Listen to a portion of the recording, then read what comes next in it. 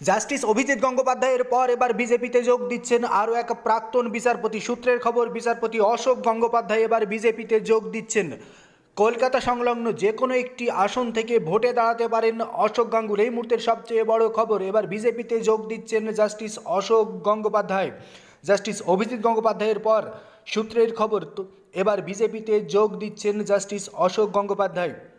গতকালকেই এই ধরনের খবর প্রথম প্রকাশ্যে আসে। আমরা সেই খবরটি আপনাদের জন্য সম্প্রচার করছি। এই মুহূর্তের সবথেকে বড় খবর, জাস্টিস অভিজিৎ গঙ্গোপাধ্যায়ের পর এবার বিজেপিতে যোগ দিচ্ছেন জাস্টিস অশোক গাঙ্গুলি। বিজেপির হয়ে ভোটে লড়তে পারেন জাস্টিস অশোক গঙ্গোপাধ্যায়। সব কিছু ঠিকঠাক থাকলে এই মুহূর্তে বিজেপির হয়ে ভোটে লড়বেন জাস্টিস অশোক গঙ্গোপাধ্যায়। তৃণমূলের জন্য আরও বড় সড় ঝটকা, মমতা বন্দ্যোপাধ্যায়ের জন্য সবচেয়ে বড় ঝটকা।